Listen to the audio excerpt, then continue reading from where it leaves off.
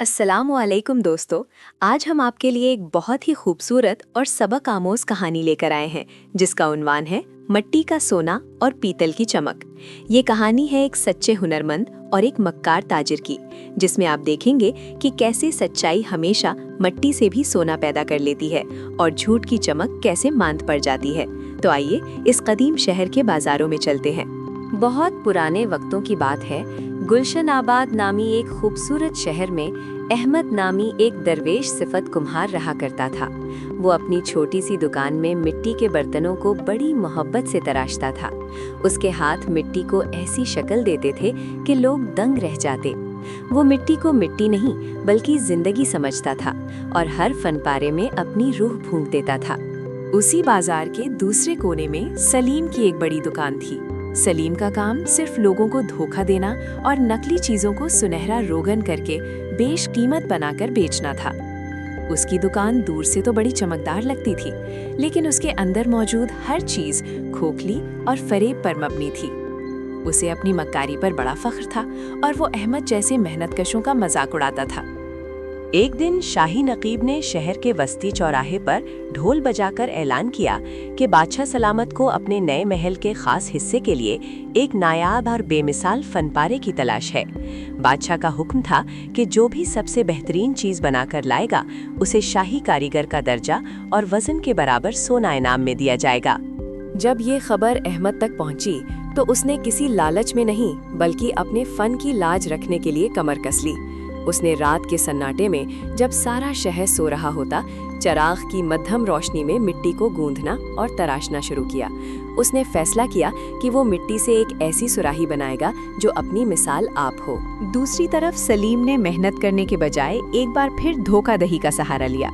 उसने अपने गोदाम से एक पुराना टूटा हुआ पीतल का मुजस्मा निकाला और उसे मोम से जोड़ना शुरू कर दिया। उसने सोचा कि अगर मैं इस पर गहरा सुनहरा रोगन कर दूं तो कोई भी ये नहीं पहचान पाएगा कि ये असली सोना नहीं है बल्कि एक बेकार धात है। बिलाखिर फैसले का दिन आ पहुंचा। सहने शाही में सूरज आग बरसा रहा था और तमाम कारीगर अपने अपने फनपारे लिए बादशाह के सामने हाजिर थे। हर कोई अपने काम की तारीफ कर रहा था। बादशाह सलामत एक बुलंद तख्त पर बैठे सबका मुआयना कर रहे थे। माहौल में एक अजीब सी बेचैनी और जोशो खरूश था। जब सलीम ने अपना चमकदार मुजस्मा पेश किया तो बादशाह उसकी ज़ाहिरी चमक देखकर दंग रह गए, लेकिन कुदरत को कुछ और ही मंजूर था। सहन की तपती धूप ने अपना असर दिखाना शुरू कर दिया। सलीम के मुजस्समे का नकली रोगन पिघलकर बहने लगा और नीचे से काला पीतल और पिघलती हुई मोम निकल आई। सलीम का सारा झूठ पूरे दरबार के सामने बेनकाब हो गया। बादशाह सलामत गुस्से से लाल हो गए कि एक मामूली कारीगर ने उनके दरबार में इतना बड़ा धोखा दिया। उन्होंने उसी वक्त सलीम को दरबार से निकालने और उसकी दुकान जब्त करने का हुक्म दे दिया। मक्कार सलीम को उसकी मक्कारी का अंजाम मिल चुका था और वो रोता पीटता दरबार से बाहर निकाल दिया गया। अब बारी अहमद की थी। जब बादशाह ने अहमद की सादा सी मिट्टी की सुराही से निकला हुआ ठंडा पानी पिया तो उन्हें दिली सुकून मिला। बादशाह ने ऐलान किया कि असली फन वो नहीं जो सिर्फ आंखों को चकाचौंध करे, बल्कि वो है जो रूह को सुकून दे। अहमद को शाही कारीगर मुकर्रर किया गया और उसे बेपनाह इनामात से नवाजा गया।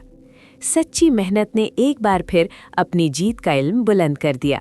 दोस्तों, इस लंबी और सबक आमोज कहानी से हमें ये सबक मिलता है कि सच्ची मेहनत और ईमानदारी का कोई नेमुल बदल नहीं होता।